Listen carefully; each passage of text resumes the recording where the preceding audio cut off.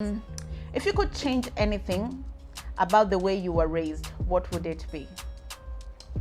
Wow. The perception of men are always right. You're so kind. You're very God-fearing. You're a gorgeous boy. And the other quality I like about you is you're very orderly in nature. My most treasured memory. Virgin. I don't think I ever want to feel the way I felt when I contracted COVID. Okay. We couldn't eat as a family Family, yeah. again. So isolating. You know, because now like they bring your food and they put it like outside the door and like you have to pick it and just like be alone. And in that moment of being alone, that's where like your thoughts and the fear just creeps in on you and you're like, but actually what if I die?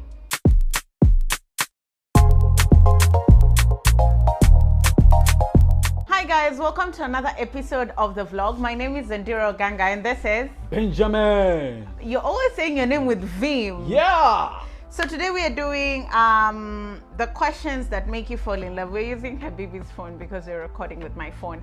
And we want to see if you can get just a little bit closer to your partner, or these questions can make you fall in love with somebody. Are you ready? Forever ready. Okay. Given the choice of anyone in the world, whom would you want as a dinner guest? Wow. The choice of anyone in the world, who would you want as a dinner guest? You. It's cute. Why? You. Like, we would always talk about ourselves, you know, how to plan our future, like be more intimate, how to make money, like, you know, like just about us. Yeah. Do you have a secret hunch about how you will die? I used to think I knew because I have been at a dark place for several years, and with all the suicidal thoughts and the struggle and the pain that you don't know where it's coming from, but you're constantly in pain, I used to think that I was going to die by suicide. Yeah. And well, it's something that I've contemplated on, and you obviously want the pain to stop, and you're just like, you think in your mind, you tell yourself like, if you die then it's gonna stop. So for a year, 2, 3, I think that is where my mind was just like, if you end your life, then the pain is gonna stop. And so for a while I thought that's how I was gonna die. Or I thought that I was gonna die from a heartbreak, not a heartbreak, but the heartbreak of depression and pain. And I remember there was a day I was in church and I was just crying and I was just saying, is this gonna be my life? Like, I can't continue doing this. It's like I was drowning in my own tears. So yeah, but now I feel like I'm at a better place, so I don't know how I will die. Oh. So My your turn. Okay. Okay. Name 3 things you and your partner appear to have in common. Aha.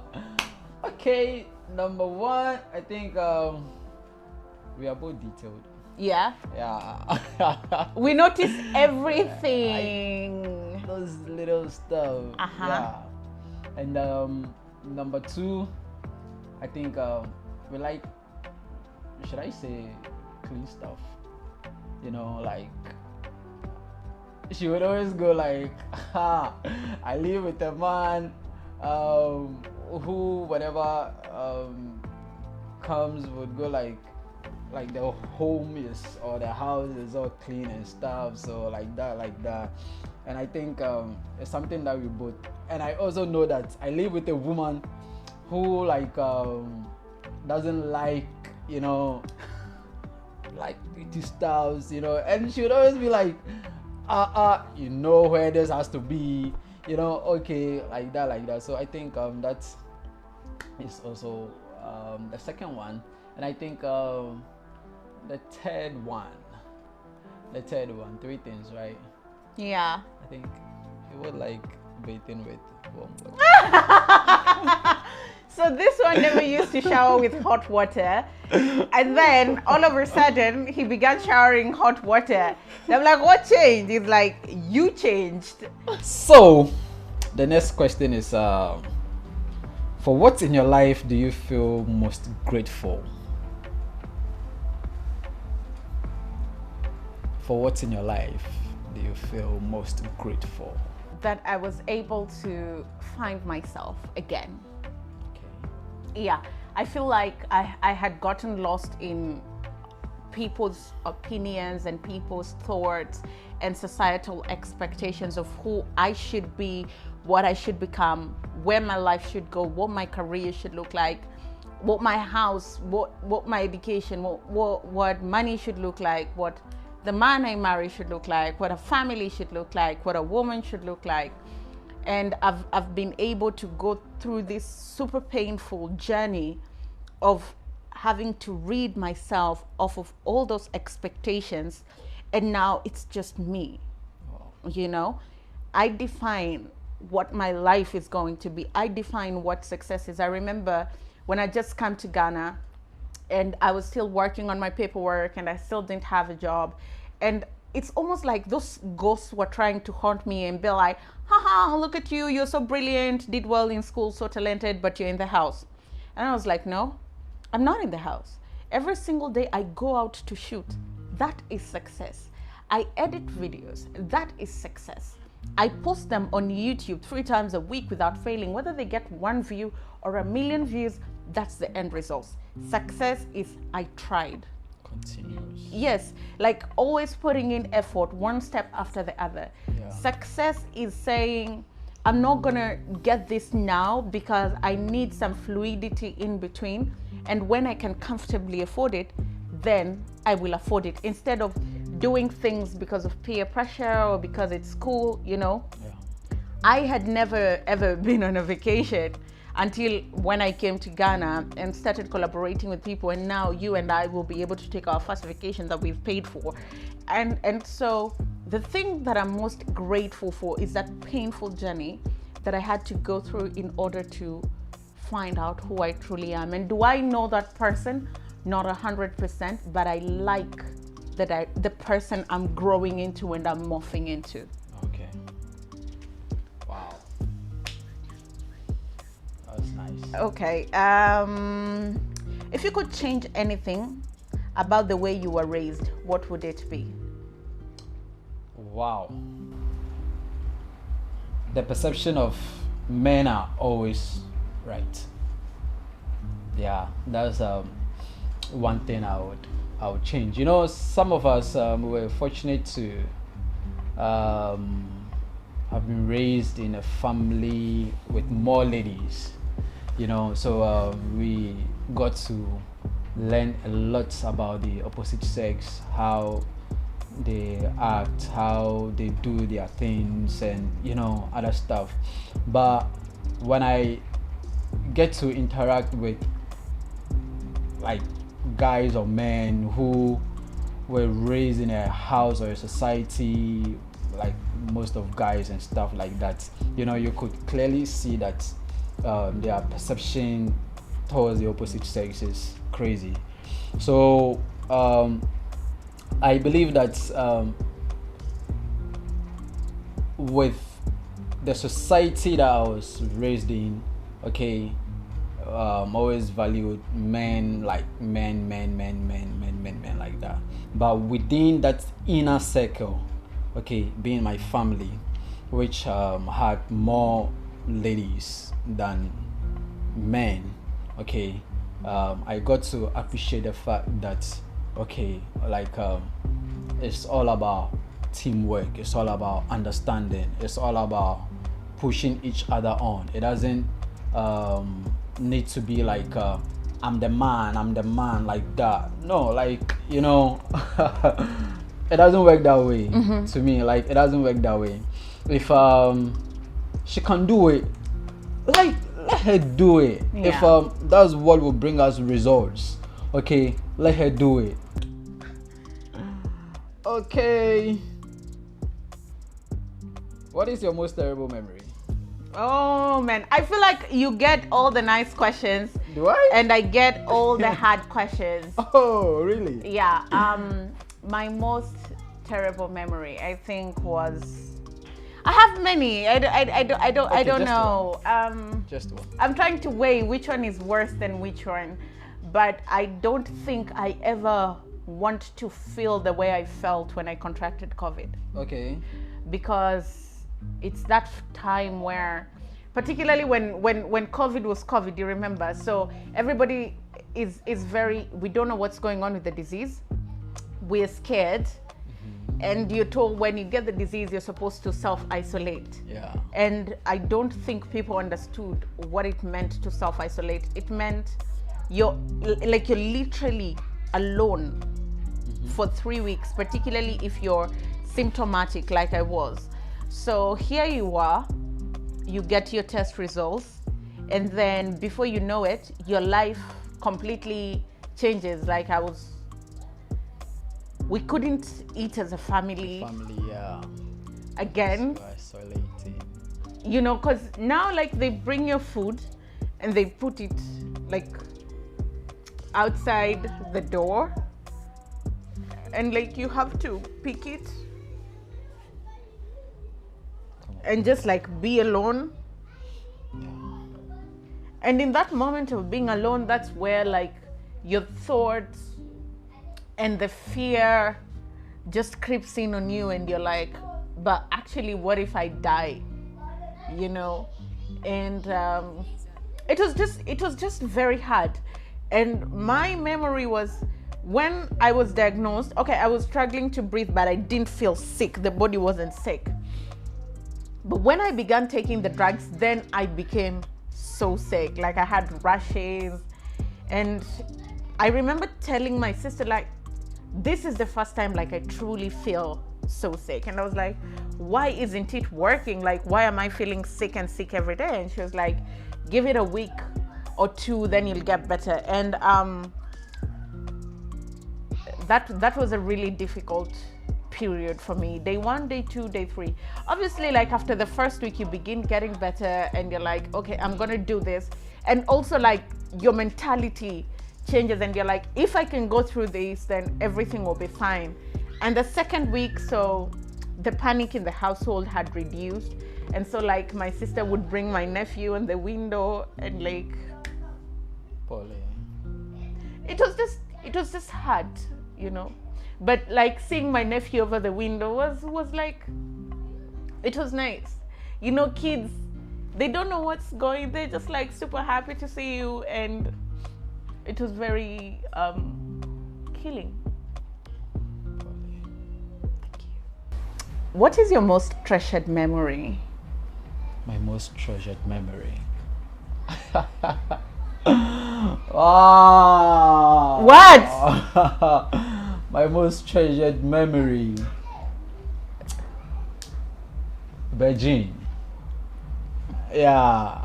Like I remember that like it was just yesterday, and it was a period that I actually got someone out of like the unexpected. Yeah. You get it. And it's something that would always and forever stay with me. And not just any other one, but someone special. You get. How do you feel about your relationship with your mother? Okay, I like this one. And it took you actually to open my eyes to that. So guys, I've been through some terrible places and my mind has been, fucked for a long time. But there was some day my mom sent me a text, right? Yeah. I was with you. And we opened the text and he was like, oh my God, I love the way like your mom talks. Why do you give me these ones that will make me cry? I love the way your mom talks to you. And I was like, oh, I hadn't thought about it like that, you know? Like I hadn't, like the way she talks to me, the way she treats me. I was so hurt for a long time that I couldn't receive love. Or I couldn't see it, you know. And even in living, part of it was that because you feel like you're a failure, you know. And I didn't know how much she loved me. This is just in her context. Until like I was here and one day she was just like, you know, sometimes like it's really hard on me to think that you've gone so far away, but like I understand you need to go and live your life. And then that is the moment I began understanding like, oh my God, she really cares. It's just that I'm the one who's suffering so deeply that I can't see it, you know? And in that moment, okay, I began feeling guilt for leaving, but that is not the emotion that I should feel. Until like you pointed out that text and how her tone and how we speak and the kind of relationship that she's trying to nurture. And I was like, wow, she really, really, really loves me. And to take it back, like I wasn't this, I wasn't always this hurt or depressed or fucked up. High school, I lived with my mom. And let me tell you, it was the best time.